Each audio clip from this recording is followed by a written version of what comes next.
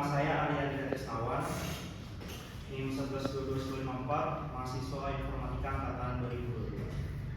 Di sini saya akan menjelaskan tentang program pengabdian kepada masyarakat, program KKN yang khusus pada kelompok saya, dengan program kerja pembuatan website Kampung Pangan Berseri untuk branding produk, budidaya dan juga pelatihan digital. Di sini lokasinya bertempat di Kampung Pangan Berseri, Jalan Tuamono, Kelurahan Warnapa, Kecamatan Balikpapan Utara. Mungkin dari teman-teman sudah ada yang tahu dari rekan-rekan bahwa Kampung Pangan Berseri ini merupakan suatu kampung produksi yang membudidayakan dari sektor perikanan, sayur mayur, serta tanaman obat-obatan. Nah, dalam pengabdian kepada masyarakat kami dibimbing oleh Pak Akbar Taufik Amullah, SH MKM. Ini lanjut pada pendahuluan yang saya sedikit jelaskan di sini. Jadi mungkin teman-teman juga pada tahu bahwa teknologi digital itu menjadi pendorong utama dari segi ekonomi, termasuk sektor UMKM yang berperan sebagai ujung tombak perekonomian lokal. Di sini berdasarkan data dari Kementerian Koperasi dan UKM per Juli 2024, baru sekitar 39,7% pelaku UMKM itu yang terdaftar pada program digitalisasi. Di sini kita mencoba untuk membantu dari warga Kampung Pangan Berseri untuk meningkatkan dari segi promosi produknya. Di sini tujuan kita tertulis bahwa kelompok produksi Kampung Pangan Berseri dalam proses digitalisasi itu melalui pembuatan pelatihan penggunaan website, sekaligus meningkatkan kemampuan promosinya juga. Jadi kalau boleh jujur dan mohon maaf, Kampung Pangan Berseri itu diisi dari kelompok produksi yang umurnya jauh di atas kita. Jadi mohon maaf agak kurang mengikuti perkembangan teknologi. Di sini menjadi kesempatan bagi kelompok saya juga untuk membantu para warga dalam hal perkembangan teknologi. Dan selain itu, dari segi pemasaran produksinya itu masih dari mulut ke mulut. Jadi masih sangat susah, belum masuk ke aplikasi e-commerce, belum masuk ke website seperti itu. Ini metode pelaksanaannya. Di sini saya sederhanakan dulu. Ada 4, ada bagian survei, pengembangan, implementasi dan pelatihan, serta monitoring. Ini kita pembuatan website. Jadi mungkin dari teman-teman juga ada beberapa yang paham ya tentang pembuatan website. Ada dari segi front end, back end, kemudian dari segi deployment. Ini saya jelaskan, ini mungkin dari tahapan pelaksanaannya ya. Pertama kita survei lapangan dulu, kita harus cari tahu dulu apa aja sih masalah yang ada di lapangan itu. Kita harus cari tahu dulu. Kemudian kita melakukan wawancara dengan mitra, apakah benar masalah ini sudah dapat kita lakukan, sehingga dari situ muncul persetujuan antara kelompok kami dan mitra. Setelah itu kita akan melakukan perencanaan desainnya. Setelah perencanaan desain, kita akan melakukan pengembangan frontend. Pengembangan frontend ini bisa dibilang tampilan antarmuka dari user ke website. Setelah itu kita asistensi setelah frontend jadi. Kemudian dari asistensi itu jika disetujui, maka kita akan lanjut ke tahap berikutnya. Namun jika tidak disetujui, maka kita akan melakukan desain ulang. Ini lanjut ke pengembangan backend, kemudian deployment. Setelah deployment, ini ada pelatihan yang tadi saya bilang untuk melatih para warga agar bisa mandiri dalam hal penggunaan website. Nah, setelah itu maka prototipe sudah jadi. Ini harusnya selesai. Di sini masih mulai jadi mana error. Baik, saya lanjut. Ada sedang pembahasan dari implementasi teknologi seperti yang sudah saya bilang tadi. Dalam pembuatan website itu ada 3 tahap. Pertama ada pembuatan front end, pembuatan back end, dan juga tahap deployment. Di sini dari front end-nya kita pakai React.js. Mungkin teman-teman rekan-rekan sudah pada tahu juga ya tentang hal ini. Untuk pengembangan API-nya kita pakai Express.js sebagai framework. Kemudian untuk database-nya kita pakai Supabase. Dan untuk hostingnya kita pakai Hostinger serta Vercel untuk melakukan deployment. Deployment itu maksudnya tahap di mana saat project sudah jadi dilakukan deploy agar bisa dilihat di Google.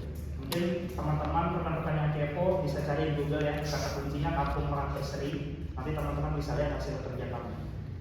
Ini partisipasi mitra. Partisipasi mitra itu sangat berperan penting sebenarnya. Apalagi dari ibu ketua produksinya. Ibu ketua produksinya itu memberikan kami data-data yang diperlukan. Kemudian ibu dari ketua produksinya itu juga memberikan masukan-masukan tentang desain dari website kami. Seperti itu. Ini pelaksanaan kegiatannya. Pelaksanaan kegiatannya ini websitenya dikembangkan menjadi 2 bagian yang sudah saya jelaskan tadi ya. Ini cuma lebih saya terangkan tentang bagian-bagiannya. Jadi websitenya itu terdiri dari 2. Ada bagian publik dan juga bagian admin. Publik itu yang artinya bisa dilihat sama semua orang. Terdiri dari bagian beranda, kemudian produk, detail produk, bagian budidaya dan juga detail budidaya. Sedangkan untuk yang bagian admin ini hampir sama sebenarnya, sama kayak publik. Cuma bedanya di bagian admin ini diisi oleh kelompok produksinya. Jadi dari kelompok produksi itu bisa nambah hasil budidayanya, kemudian bisa nambah hasil produknya seperti itu. Ini hasil pretest dan post testnya, kita menggunakan Google Form. Cuma ini agak ngebut saya ngerjainnya, jadi nggak nampilkan statistiknya. Jadi saya tampilkan ini aja. Hasil evaluasinya itu menunjukkan pemahaman peserta meningkat sekitar 42% dari pada pretest, dari 75,3% pada post test, dan mengalami peningkatan literasi digital sebesar 33,3%. Dengan rata-rata skor pretest sebelum pelatihan adalah 2,1 dari 5. Jadi pretestnya 2,1 dari 5 dan post testnya bisa meningkat.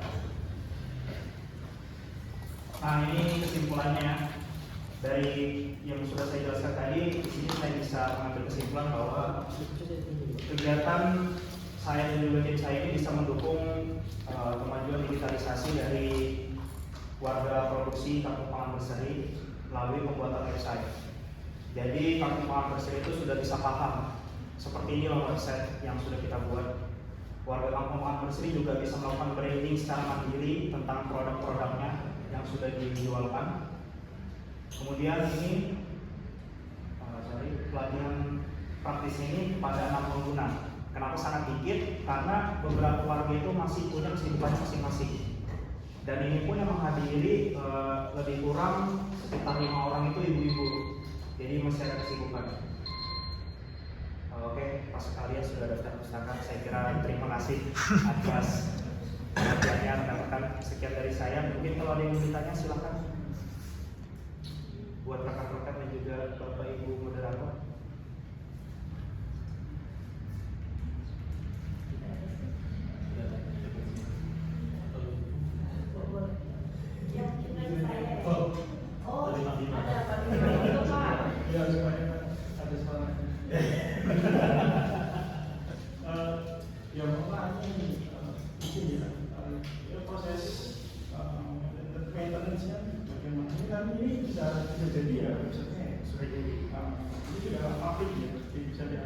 Sudah publik dan juga sudah bisa diakses. Bagaimana tadi proses nextnya? Dengan hosting, kemudian ini domainnya sudah misalkan selama berapa tahun ke depan. Nextnya gimana? Sebelumnya saya izin menjawab ya. Untuk hosting itu kami dari 1 tahun untuk hosting. Dan untuk pemeliharaan kami ada narahubung dari warga produksi dan tim kami. Jadi nanti kalau misalnya ada kendala sesuatu atau ada yang membingungkan bisa menghubungi kami untuk kemudian kami bantu. Jadi bisa selalu siap kan. Mungkin kalau untuk perpanjangan hosting kita balikan lagi ke kampungnya. Kita juga jujur sebagai saya seorang mahasiswa juga nggak bisa terlalu bertanggung jawab terhadap hosting yang sangat lama karena kan pakai dana juga. Seperti itu. Apakah sudah terjawab? Baik, terima kasih. Ada lagi dari rekan-rekan atau Bapak Ibu moderator?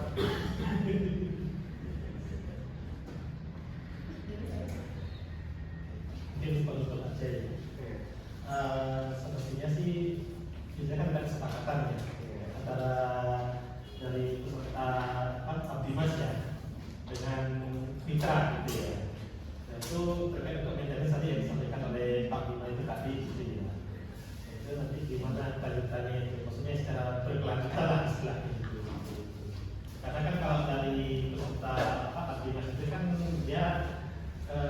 Ya intinya kan bagian dari maintenance ini kan cukup terbatas ya waktunya ya.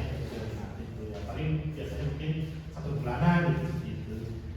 Ya. Oke, gimana? Sebenarnya untuk izin menjawab sebelumnya, sebenarnya untuk maintenance ini kami baru ngobrol dengan pihak mitra itu baru sekali, dan hasil dari percakapannya itu kami masih antang arah hubung dalam hal maintenance-nya. Jadi masih dalam hal pengaduan seperti itu. Belum ada pembicaraan lebih lanjut tentang maintenance-nya. Kami juga sudah berbincang dengan para warga produksi bahwa kalau misalnya ada yang dihubungkan atau ada suatu bug, mungkin bisa dibicarakan untuk maintenance-nya. Tapi sampai hari ini belum ada pihak produksi yang melapor.